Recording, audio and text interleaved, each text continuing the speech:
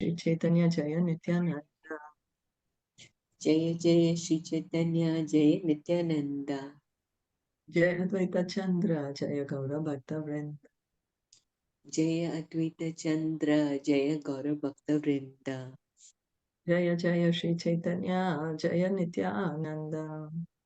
Jaya Jaya Shri Caitanya Jaya Nityananda. Jaya Advaita Chandra Jaya Gaura Bhakta Vrinda. Jaya Advaita Chandra Jaya Gaura Bhakta Vrinda. Jaya Jaya Shri Caitanya Jaya Nityananda. Jaya Jaya Shri Caitanya Jaya Nityananda. Jaya Advaita Chandra Jaya Gaura Bhakta Vrinda. Jaya Advaita Chandra Jaya Gaura Bhakta Vrinda. Somebody like to read?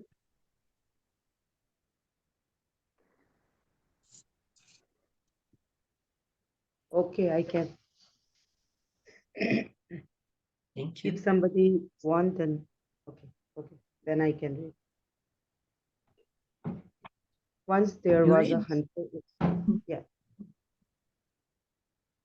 Hare Krishna. Once there was a hunter in the forest of Prayaga who was fortunate enough to meet Narada Muni when the great sage was returning from Vaikuntha after visiting Lord Narayana. Narada came to Prayag to bathe in the confluence of the Gangas and Yamuna.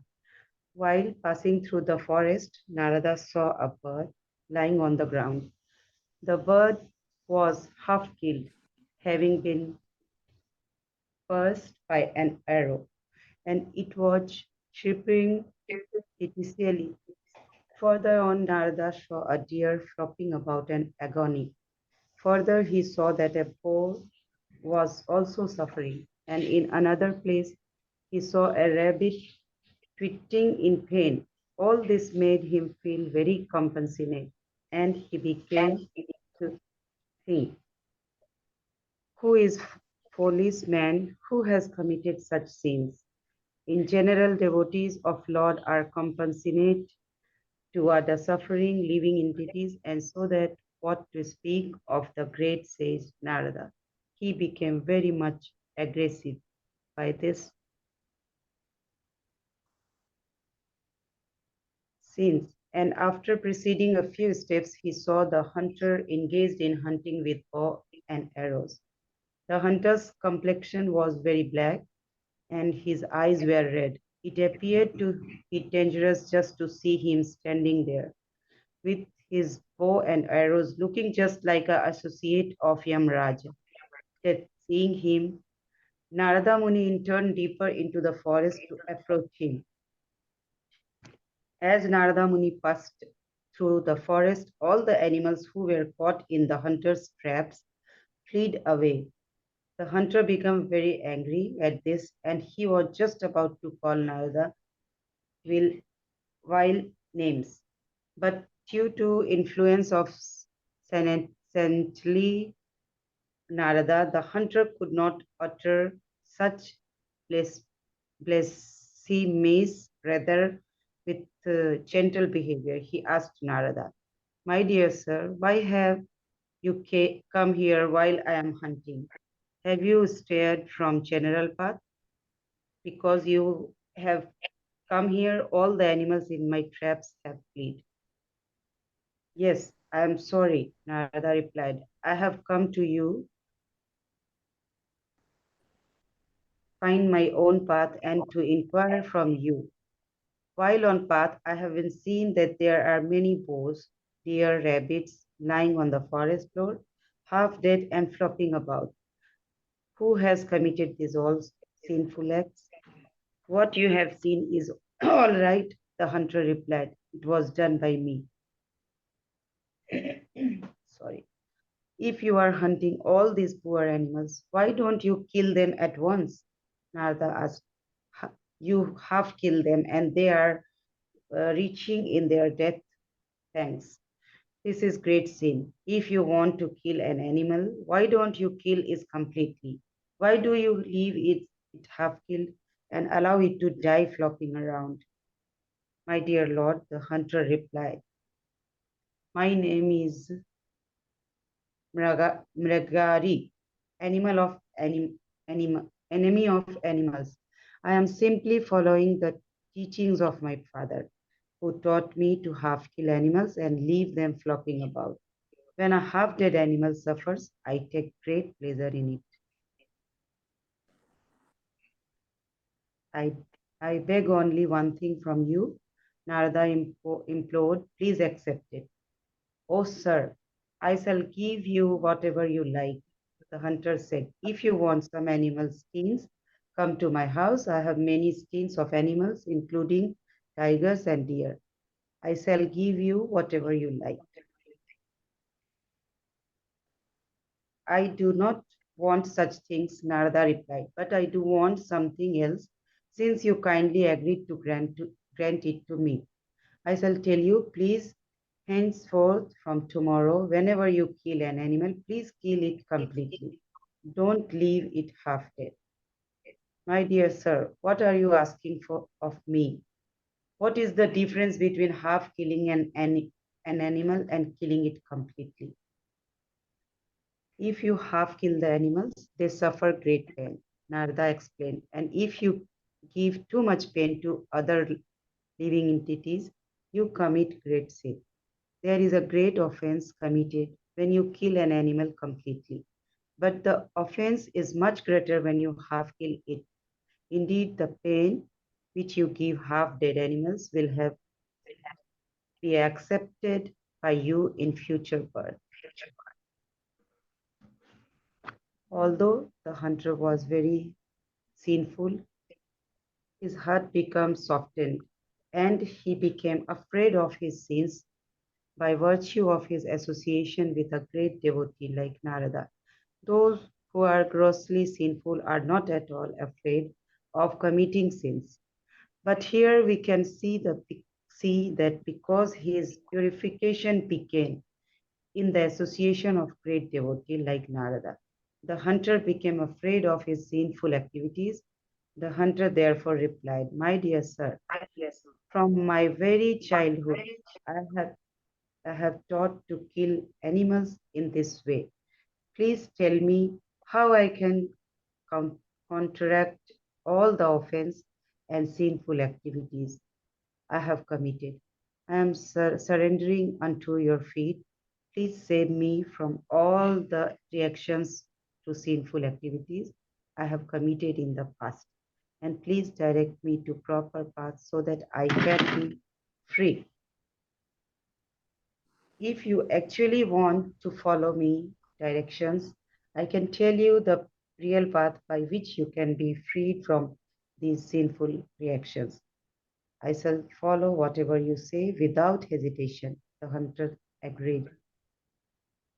Narada then told him, stop, can I stop? You can continue. Okay. Narada then told him to first break his bow, and only then would Narada disclose the path of liberation. You are asking me to break my bow, the hunter protested. But if I break it, what will be the means of my livelihood? Don't worry about your livelihood, Narada said. I shall send you sufficient grains so you can live. The hunter then broke his bow and fell down at the feet of Narada. Then Narada got him to stand up and he instructed him, just go to your home and distribute whatever money and valuables you have to the devotees and the brahmanas. Then come out and follow me, wearing only one cloth, construct a small thatched house on the river bank and show a tulsi plant that house. Just circumambulate the tulsi tree and every day taste one fallen leaf. Above all, always chant Hare Krishna, Krishna Krishna, Hare Hare, Hare Rama, Rama Rama, Hare Hare. As far as your livelihood is concerned, I shall send you the grains you need, but you must accept only as much grain as you require for yourself and your wife. Narada then revived the half-dead animals and, getting freed from their dreadful condition, they fled away. Upon seeing Narada excuse this miracle, the black hunter was struck with a wonder. After taking Narada to his home, he bowed down again at his feet. Narada returned to his place, and the hunter, after returning home, began to execute the instructions Narada had given him. In the meantime, news spread among all the villages that the hunter had become a devotee. Consequently, the residents of the villages came to see the new Vaishnava. It is the Vedic custom to bring grains or fruit whenever one goes to see saintly person.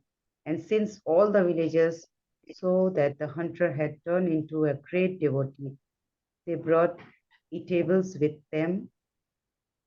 Thus every day he was offered grains and fruits, so much so that no less than 10 or 20 people could have eaten there. But following Narada's instructions, he did not accept more than what he and his wife required to live on. After some day had passed, Narada told his friend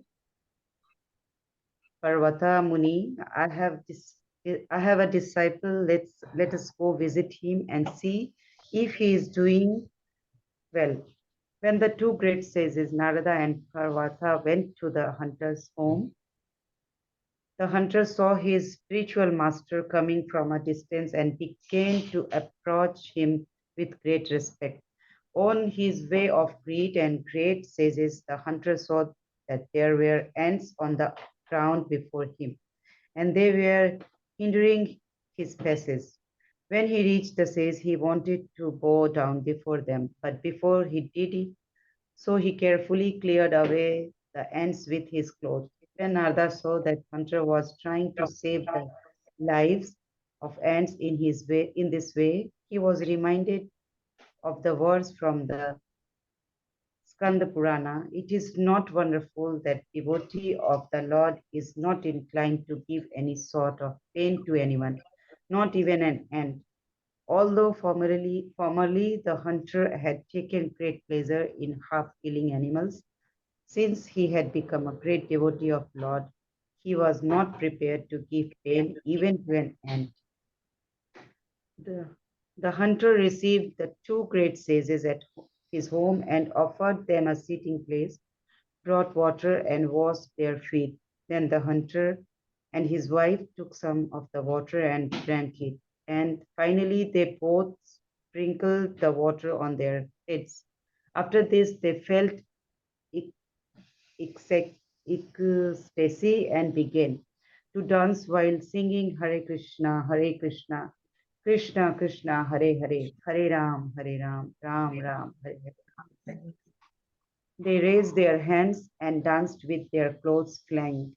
When the two great sages saw this ecstasy of love of Godhead manifest in body of hunter, Bhagavata Muni and Narada, you are touchstone, for by your association even a great hunter has turned into a great devotee.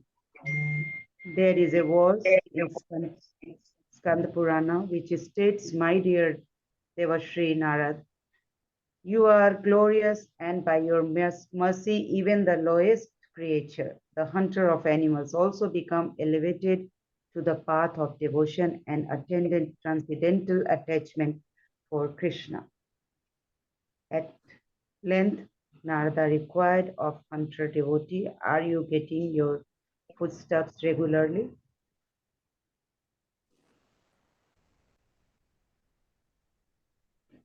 You send so many people, the hunter replied, and they bring so much food that we cannot eat it all.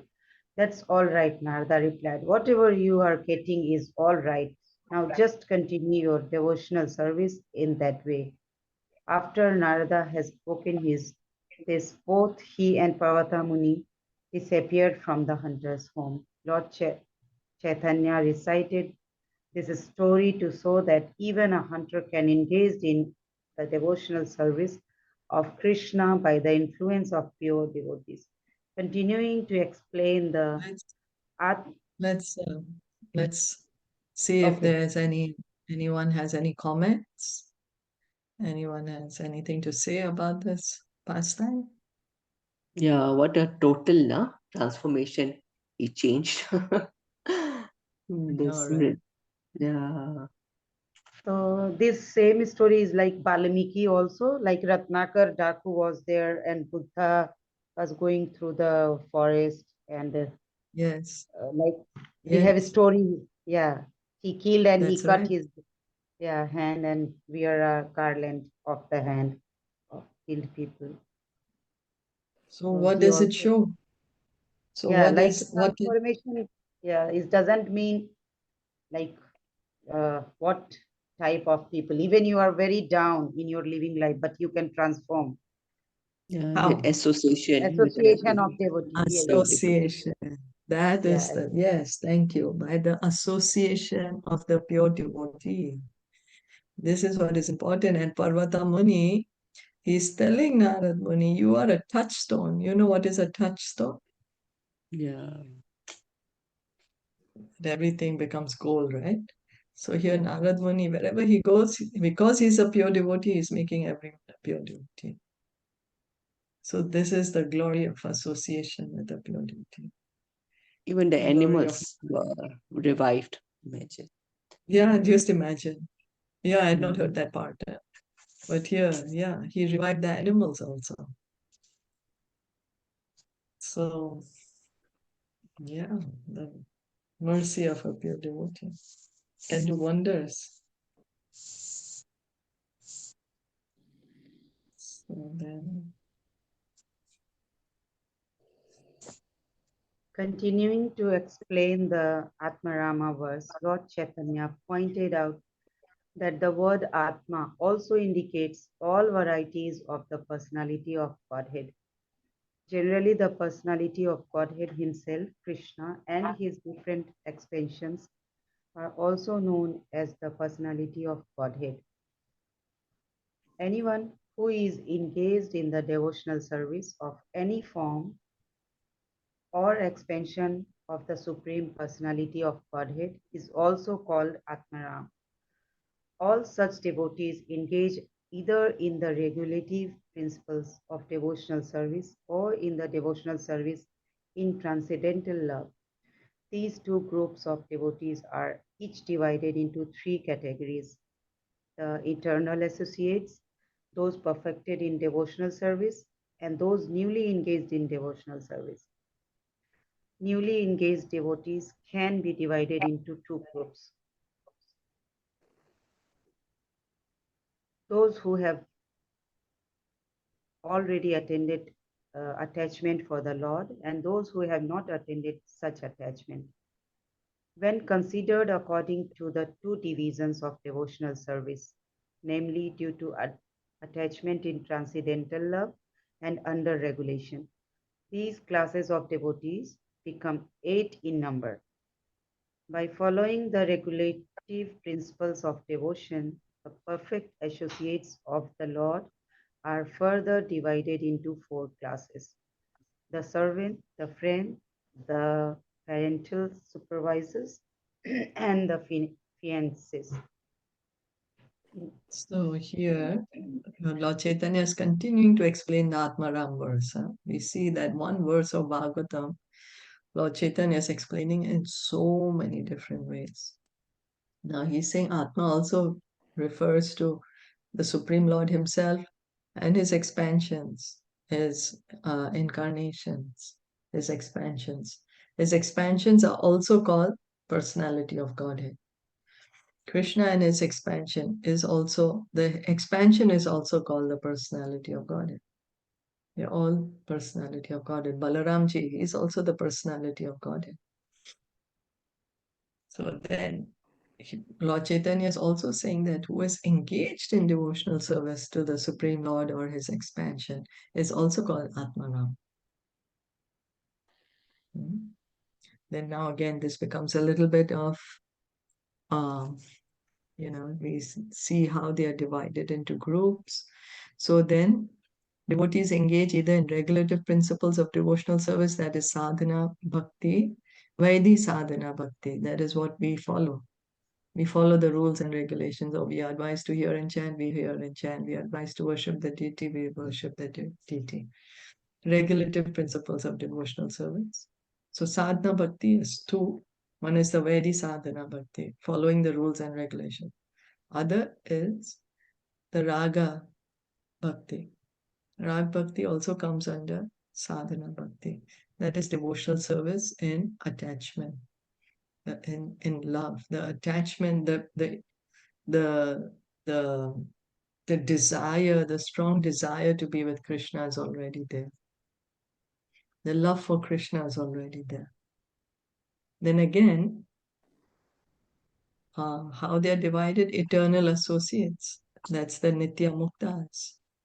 Those perfected in devotional service, the sadhana siddhas.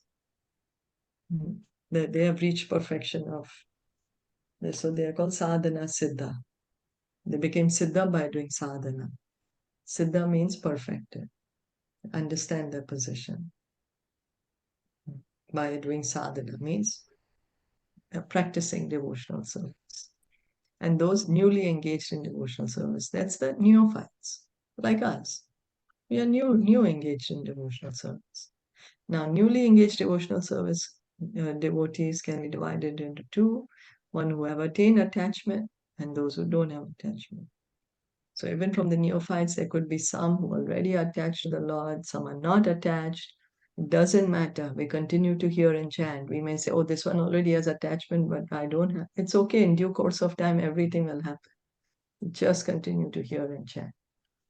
So when considered according to the two divisions of devotional service, namely due to attachment and transcendental love and under regulation.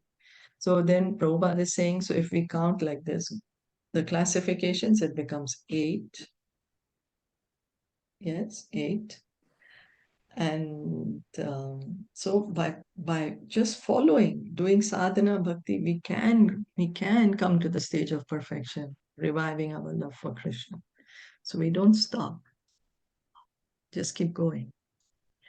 And the perfect associates, they are anyway, as we say, those who have revived already their love for Krishna, the servants, the friends, the parents, and the lovers.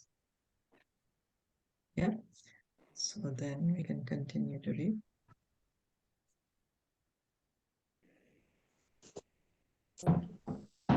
First, as some devotees are perfected by the just as some devotees are perfected by the execution of devotional service, so some are eternally perfect. Of those following the regulative principles of devotional service, there are advanced and beginners, totaling 16 categories. And in the transcendental loving service of Lord, there are also 16 types of devotees. Thus, the Atmaramas can be considered to exist in 32 divisions. If the words Muni, Nirgunatha, Cha, and Nirgrantha. Api, Nirgrantha, Cha, and Api are applied to 32 classes. Then there are 58 different types of devotees. All these devotees can be described by one word, Atmarama. There may be many different kinds of trees standing in the forest, but the word tree describes them all. Makes sense. Doesn't matter which class of devotee, new devotee, perfected devotee, already in relationship with Krishna devotee, whatever, as soon as one is a devotee, is being called the Atmaram. Prabhupada is saying any kind of tree, apple tree, mango tree, fig tree, this tree, that tree, they're all called trees. Yeah. Yeah. Thus, the Lord gave 60 different meanings to the Atmarama verse. In addition, he said that Atma means any embodied living entity from the first living creature, Brahma, down to the end. He cited a verse from 6th chapter of Vishnu Puran, in which it is stated that all the energies of Lord are spiritual. Although this is the case, the energy which is known as the source of living entity is called spiritual. But other energy which is full of ignorance and is manifested in material activities is called material nature. Even in material creation, the living entities are innumerable. If by chance a living entity in the material world can be associated with pure devotee, he can engage in pure devotional service of Krishna. Formerly, I thought of 60 different meanings of the Atma Rama verse. The Lord told Sanatana Gosvāmī, but here another meaning has come to my mind by your association. So then we see one verse, Lord Chaitanya is explaining in so many different ways. So many different ways. And now he's giving credit to Sanatana Goswami. He's saying, by your association, I got one more meaning. And association with a pure devotee, we just heard this wonderful story of Mrikari the hunter. That by associating with pure devotee, anyone can become a pure devotee of Krishna. Anyone. Yeah. So then here he's saying Atma means any living entity in the material world who's inside a material body. Could be ant, could be Brahma, could be anyone. So the energies of the Lord are spiritual. He's citing from Vishnu Puran. Although this is the case, the energy which is known as the source of the living entity is called spiritual, and the other energy, which is full of ignorance. So Vishnu Puran is pointing out the exact difference that we, the souls, we are spiritual, but the body that we are in, that is under the material energy. Yeah, that is a difference. So that's under the control of the material nature. And in this material creation, there are living entities everywhere, everywhere.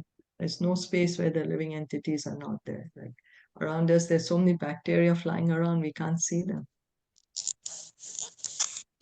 So So here it it's said, not if that by all chance living entities are called Atmarams. No, right? It's for devotees. I mean, those who are engaged engaged in in devotional service, devotional service, right? Okay. that's right. Yeah. Okay. I Those who are always thought that engaged in devotional Atmaram service. is like, it's for God, Yeah. for Krishna is, okay, expansions. We never knew that devotees also come under this. Yeah, and Atmaram was also said that those who are liberated platform, they are not even devotees, but they are Brahmavadis. They're not Mayavadis, but Brahmavadis. Understanding there's a difference between the Supreme Brahman and themselves. So that also Didn't we know. heard, no? I didn't know all this. I thought it was only, like, oh God, yeah, Yeah, for I the didn't know Lord. it either. Yeah, I'm also learning with you. Nice, yeah. Yeah. So then let's stop here for Yes. today. Thank you so much, everyone, for joining in. Chaitanya Mahaprabhu ki jai, Srila Prabhupada ki jai, Gaur Bhakta Vrinda ki jai.